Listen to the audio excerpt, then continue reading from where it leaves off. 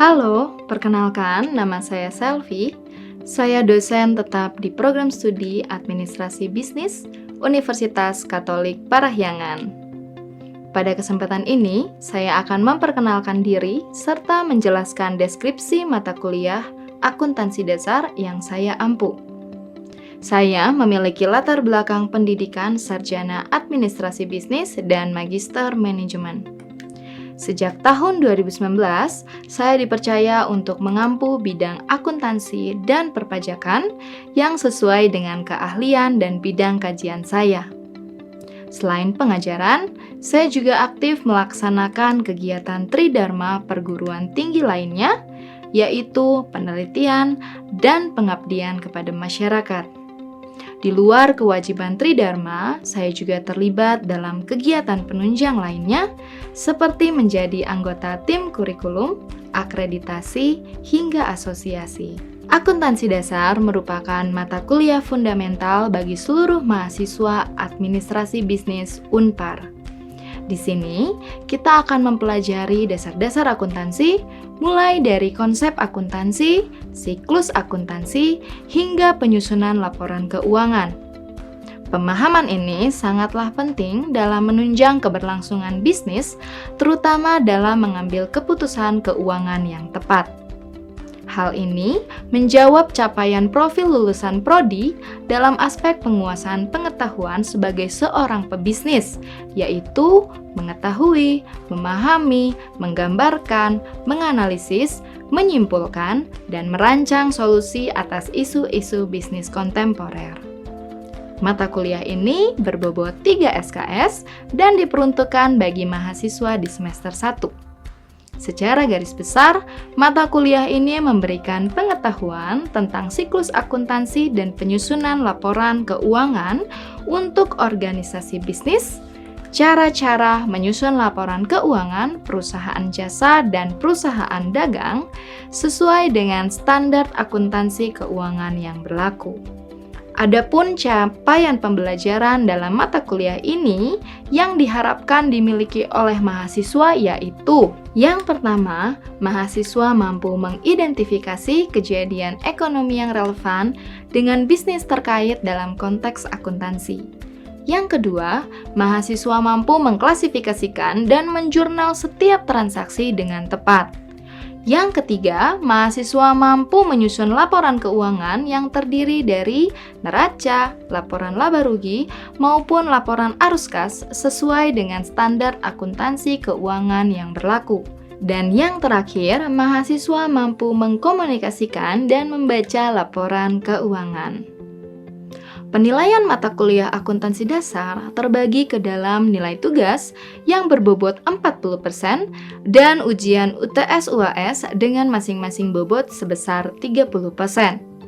Metode pembelajaran dari kelas ini menggunakan pendekatan lecturing, case studies, dan cooperative learning yang ditunjang dengan kelas responsi. Mahasiswa wajib mengikuti perkuliahan minimal 80% dari total 14 kali pertemuan tatap muka. Perkuliahan ini menggunakan pendekatan OBE (Outcome Based Education) dalam perancangan RPS-nya, sehingga penilaian dapat terjadi di setiap pertemuan yang disesuaikan dengan materi dan sub CPMK dalam pertemuan tersebut. Oleh karena itu, jika mahasiswa berhalangan untuk hadir pada kelas ini, diwajibkan untuk mengejar materi yang tertinggal. Selama proses belajar berlangsung, nilai-nilai seperti integritas, ketekunan, keaktifan, dan kerjasama sangat dijunjung tinggi dan diterapkan dalam seluruh proses pembelajaran.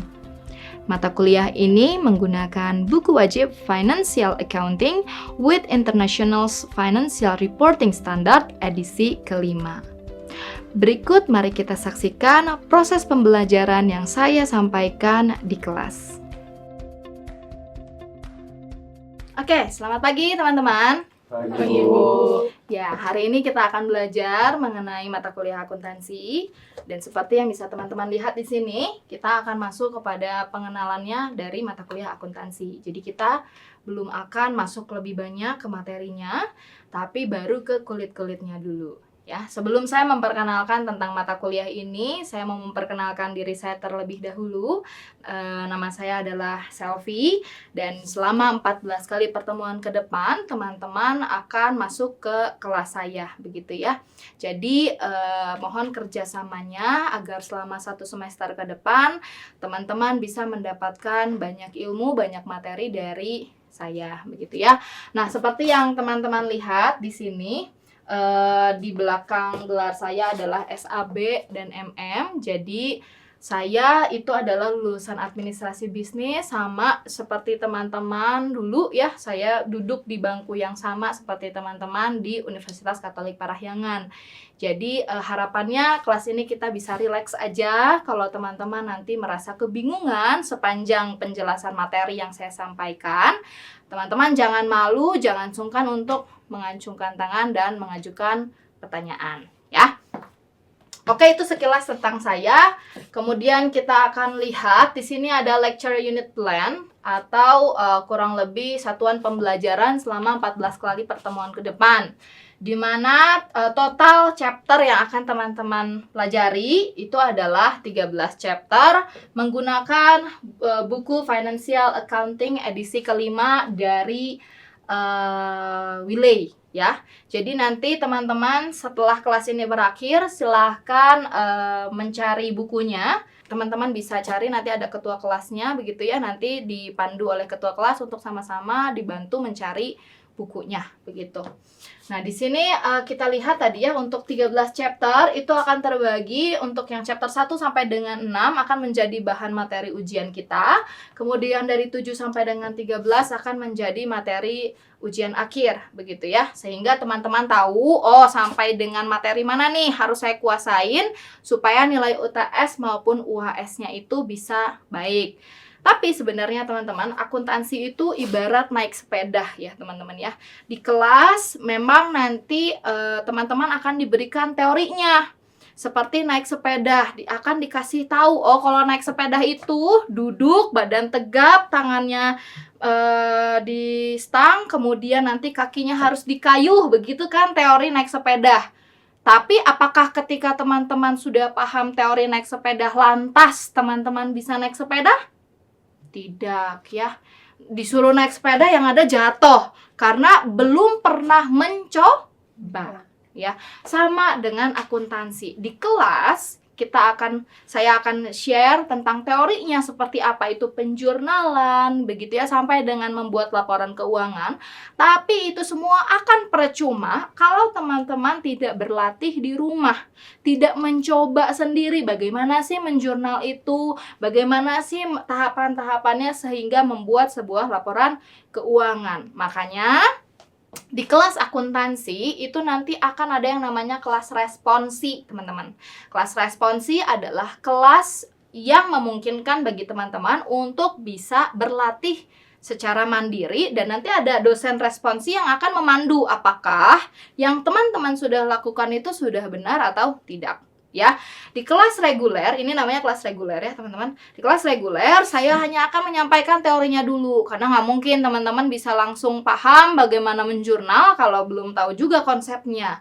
Jadi kelas reguler dan kelas responsi itu sama pentingnya. Jangan teman-teman masuk kelas reguler tapi nggak masuk kelas responsi. Kemudian dari mata kuliah ini nanti kalau teman-teman sudah kuasain 13 chapter, dasar dari materi ini akan menunjang di perkuliahan yang lain ya teman-teman ya. Seperti nanti kan teman-teman di semester 2 itu akan mengambil AKM atau Intermediate Accounting. Juga ada nanti mata kuliah akuntansi biaya, akuntansi manajemen, dan analisis laporan keuangan. Jadi cikal bakal dari 4 mata kuliah ini itu harus dulu menguasai, memahami mata kuliah akuntansi dasar. Bisa dipahami sampai sini teman-teman? Bisa. Oke. Nah, kemudian di sini nanti ada informasi kelas pengganti. Ini mengantisipasi kalau kita ada libur di 14 kali pertemuan, maka saya akan adakan kelas pengganti dan informasinya akan diumumkan di Twitter Visip Unpar juga melalui WA grup kelas. Ya, jadi setelah kelas ini berakhir, kita akan tentukan siapa yang menjadi ketua kelas dan kita akan bikin WA grupnya. Harapannya, ya tadi teman-teman kalau misalnya mau bertanya, sepanjang berlatih ada kebingungan, itu bisa lebih mudah untuk bertanya dan menyampaikan di WA group. Oke, nah sedikit sebelum saya masuk ke materi adalah terkait etika berkomunikasi ya teman-teman, karena di sini teman-teman adalah semester 1, mahasiswa baru yang baru pertama kali menjadi mahasiswa pasti bingung bagaimana sih cara saya menghubungi dosen, bagaimana cara saya berinteraksi. Mungkin ada perbedaan berinteraksi antara dengan guru pada saat di SMA dan pada saat teman-teman berkuliah, begitu ya. Kalau di SMA mungkin biasanya teman-teman tuh sangat dekat dengan gurunya, tiap hari ketemu, ada wali kelas, begitu ya. Kalau nanti sekarang menjadi mahasiswa, itu nggak ada lagi yang namanya wali kelas. Sehingga teman-teman harus tahu batasannya sampai mana teman-teman bisa berinteraksi dan berkomunikasi dengan dosen, ya. Nah, di sini ada 2 tips yang saya berikan. Yang pertama adalah formatnya formal.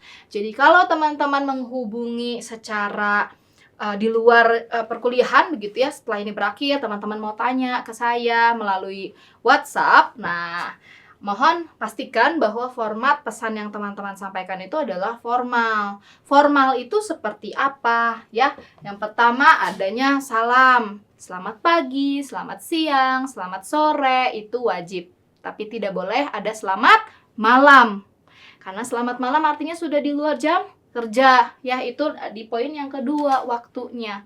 Jadi dibuka dengan salam, kemudian lanjut ke identitas diri teman-teman. Perkenalkan teman-teman itu dari mata kuliah apa, kelas apa, karena biasanya dosen itu ngajar lebih dari satu kelas dan lebih dari satu mata kuliah.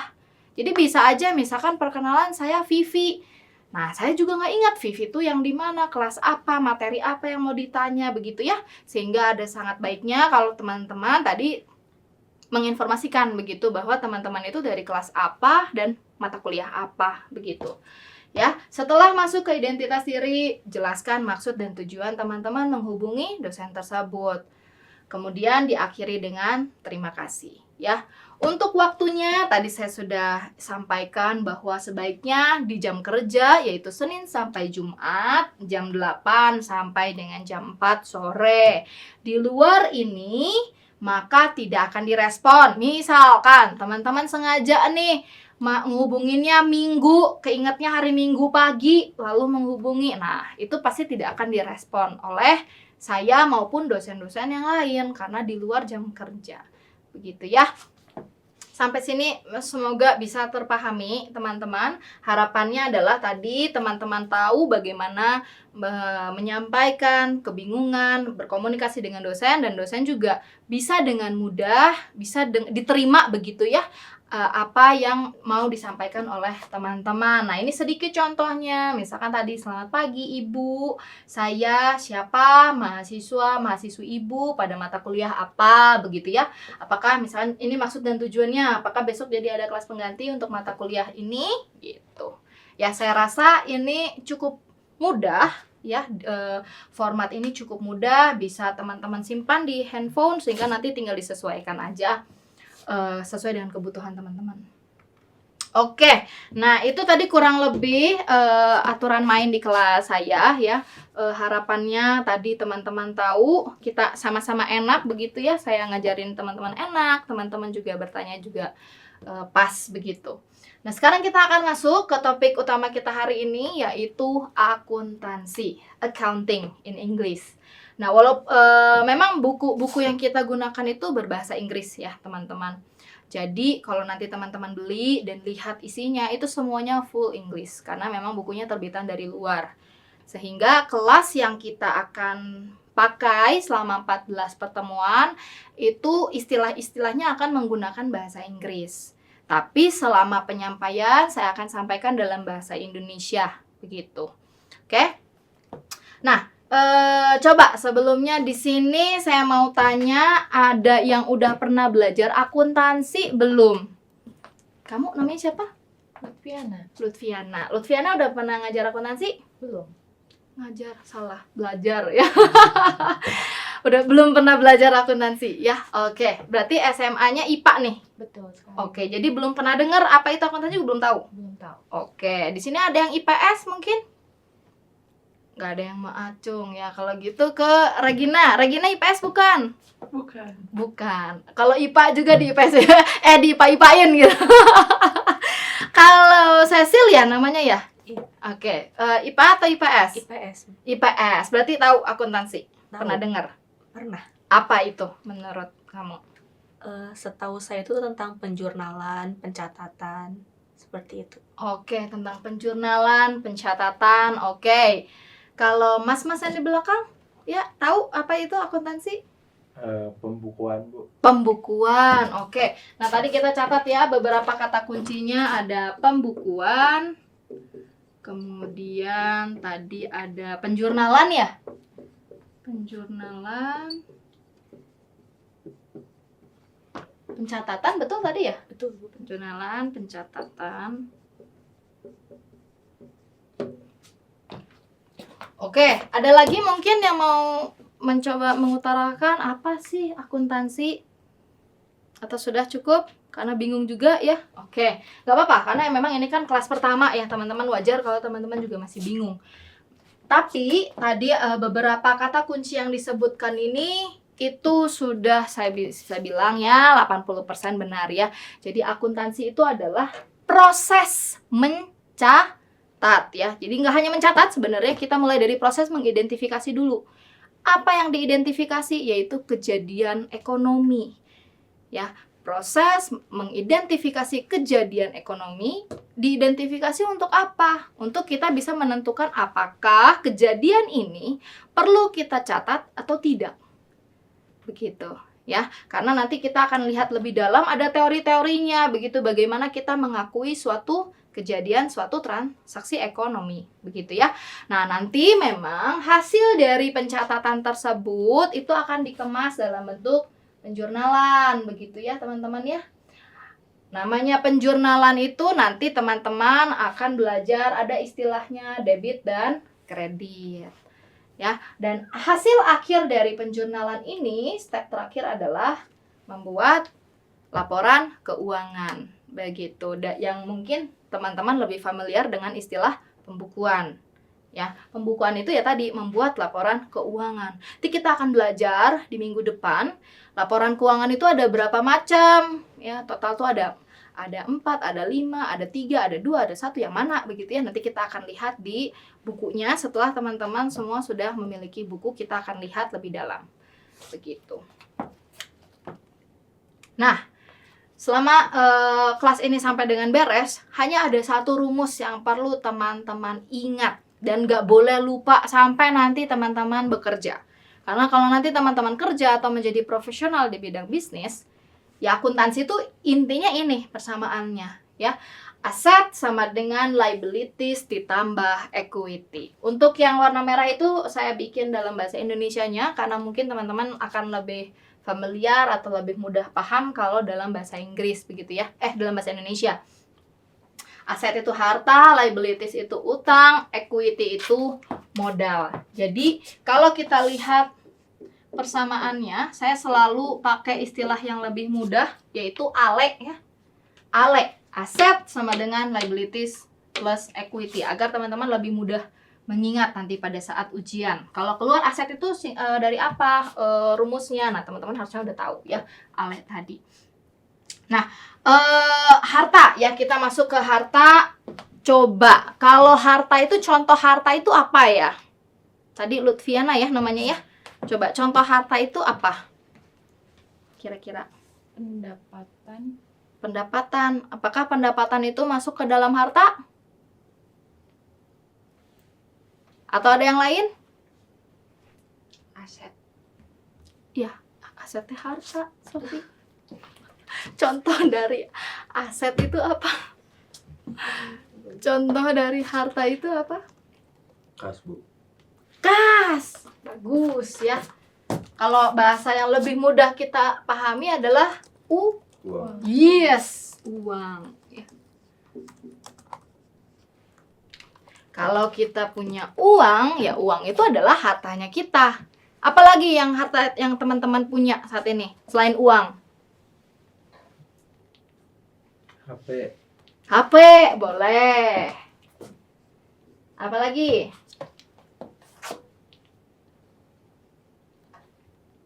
Laptop. Laptop. Bagus. Ya. Artinya, aset ini biasanya identik dengan ada wujudnya ya, yang selama ini mungkin teman-teman lebih familiar itu adalah harta yang ada wujudnya. Dimana kita bisa lihat uang, kita bisa lihat ada fisiknya, tangible begitu ya. Kemudian HP kita bisa lihat ada wujudnya, laptop kita bisa lihat ada wujudnya. Nanti di minggu depan kita akan belajar bahwa aset itu juga ada yang tidak berwujud. Nanti kita akan lihat contoh-contohnya seperti apa yang mungkin teman-teman belum pernah tahu atau dengar begitu ya. Tapi yang tadi disebutkan itu udah benar. Jadi teman-teman harus mulai bisa mengelompokkan, oh kalau saya punya pakaian, kalau saya punya rumah, kalau saya punya tabungan, saya punya mesin, saya punya mobil, itu masuk apa ya? Oh mobilnya masih ngutang. Nah itu bagaimana Bu kalau seperti itu ya? Kalau mobilnya masih utang, masih cicilan, masih kredit, apakah itu masuk ke aset atau masuk ke liabilities Bu? Liabilities di sini tadi ya seperti yang terlihat adalah utang. Apakah mobil itu nanti masuknya ke kelompok ini Bu? Begitu. Karena saya masih KPR, masih cicil mobil. Begitupun rumahnya masih KPR. Apakah rumah KPR ini bagian dari liabilities atau aset? Ya, nah ini ilmu paling basicnya dulu teman-teman. Nanti kita akan belajar begitu ya bagaimana mengelompokkan apa yang kita punya itu ke dalam aset, liabilities, atau equity. Oke, tapi ini ya teman-teman boleh dicatat, diingat bahwa inilah rumus yang akan kita pelajari sampai dengan pertemuan terakhir. Keluar di ujian, oh sudah pasti. Ya, sudah pasti keluar di ujian. Oke, nah tadi saya sebelum kelas ini dimulai, saya sudah bagikan ke teman-teman file ini ya, yang teman-teman silahkan boleh buka filenya. Jadi saya mau mencoba menggali begitu ya logikanya teman-teman dulu nih dari apa yang tadi saya sudah sampaikan. Artinya kita mulai memetakan begitu ya, ketika ada satu nama aset, apakah itu masuk ke bagian aset, liabilities, dan equity begitu. Nah, kita contoh lihat di sini. Di sini ada beberapa nama akun ya, teman-teman. Ada account receivable dan dalam bahasa Inggris tentunya. Account receivable, share capital. Nanti silahkan teman-teman bisa googling tentunya, silahkan di googling saja di Google Translate. Apa sih makna dari masing-masing nama akun ini begitu ya. Setelah nanti contoh account receivable itu adalah piutang kalau teman-teman translatekan ya. Piutang itu adalah apa? Ada yang tahu piutang? Kalau utang itu berarti saya punya hutang ke, anggaplah ke siapa namanya? Regina ya. Saya punya utang ke Regina. Saya punya kewajiban untuk mengembalikan apa yang miliknya Regina begitu ya. Berarti kalau piutang kira-kira gimana? Kalau utang tadi saya punya kewajiban untuk mengembalikan ke Regina, kalau piutang ya berarti kebalikan. Regina yang punya kewajiban untuk mengembalikan sesuatu yang tadinya milik saya. Itulah piutang. Dalam bahasa Inggris itu adalah account receivable. Nah, nanti silahkan teman-teman petakan ya, apakah account receivable ini kira-kira masuknya ke bagian yang mana? Apakah itu harta? Apakah itu kewajiban utang? Apakah itu modal? Ya, atau itu pendapatan? Atau itu biaya? Nah, jadi tinggal masukin. Misalkan menurut teman-teman, oh piutang, berarti kan uang saya ada di luar ya. Kayaknya itu biaya deh, misalkan ya. Tinggal masukin saja. Berarti di sini nanti account receivable seperti itu. Dicoba dulu ya, karena saya tujuannya membagikan ini ke teman-teman adalah untuk menstimulasi logika berpikirnya teman-teman. Ketika ada satu hal yang sangat nyata di kehidupan sehari teman-teman, itu masuknya ke bagian mana sih di dalam materi akuntansi? Oke, cukup bisa terpahami nggak tugasnya sampai sini? Bisa ya? Oke, good. Nah ini ada beberapa, nanti silahkan teman-teman foto saja ya. Nanti minggu depan kita akan bahas, harapannya sudah terisi di dalam form yang tadi sudah saya share di sini ya teman-teman ya. Mana? Nah ini. Jadi minggu depan ini sudah terisi penuh dengan nama-nama akunnya, lalu kita akan bahas dan dikumpulkan. Nggak banyak kok, cuman 5 slide aja. Oke. Segitu dari saya. Ada yang mau bertanya? Cukup, Bu. Cukup ya, bisa dipahami ya sampai sini ya. Kita akan bertemu lagi di minggu depan. Jangan lupa nanti kita tentukan dulu ketua kelas dan kita masuk ke WA grupnya. Ya, sekian dan terima kasih. Sampai jumpa di minggu depan.